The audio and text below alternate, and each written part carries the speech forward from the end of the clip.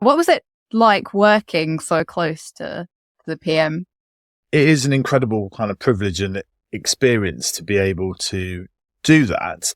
When you kind of turn up for work and so on, you do actually just genuinely walk through the famous black door. And I remember on my first day thinking to myself, just remember what this feeling feels like now and don't become kind of complacent about it and so on. And you kind of got to, steep yourself in that a little bit because it does become the norm very quickly. And yeah, it's an amazing privilege to be at the center of government and think about the kind of direction that the Prime Minister wants to take the country and be able to do everything that you can to support that.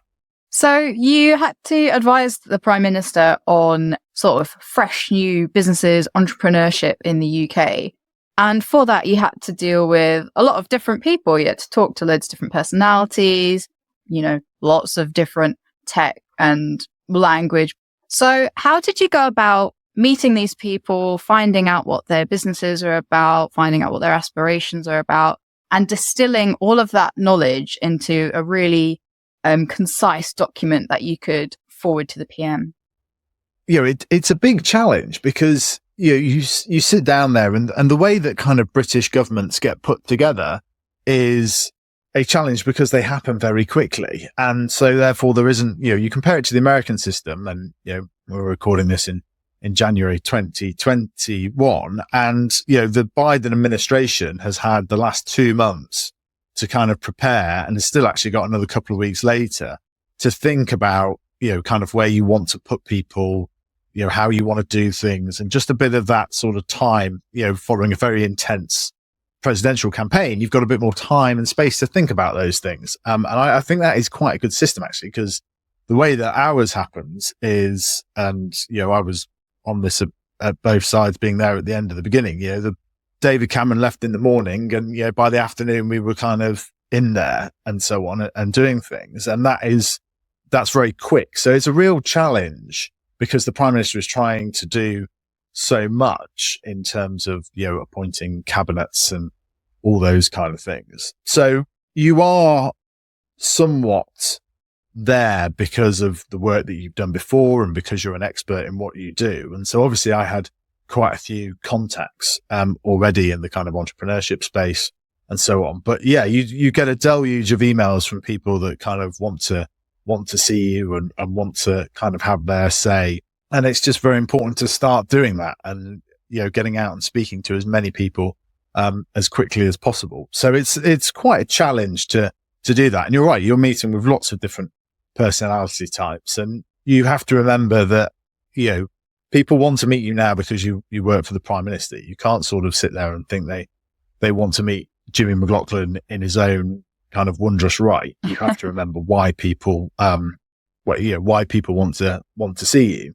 And and then you just start trying to kind of bring in all that information. And particularly during that kind of summer of 2016, it was a real challenge because, politics had shifted dramatically in the space of that time. And we were entering lots of conversations about what Brexit was going to look like and all of these things. And that was quite important to kind of communicate those messages to the business world, because you're effectively acting as a sort of go-between. So you're partly taking the Prime Minister's message to the business community about what they want to achieve, but then you're also getting the feedback from the business community on various points and things that they want the government to focus on. And so you're kind of putting that back into the system as well. And did you have any key methods of doing things to be able to get down to sort of the key points that you needed to deliver to both sides, to businesses and to government and the PM? There's quite a lot of that in terms of taking notes and so on and trying to find the most couple of interesting kind of bits. I mean, the way I sometimes used to think of it was like a filter system. I'd probably have something like 40 to 50 hours worth of meetings a week. And, what would the kind of 2 to 3 minute briefing that I would write down look like at the end of that? What were the best, most interesting things that I found out? And then obviously it partly changes depending on what the agenda is that you're working on.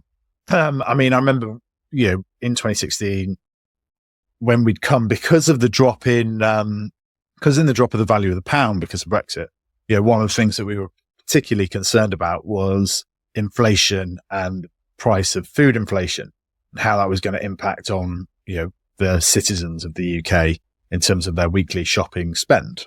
And that would be something that, we'd speak to the big retailers about, because they would be having that data and that information in real time, much closer up, as it were. So you get all the ONS statistics about that, and you can get some advance warning of that.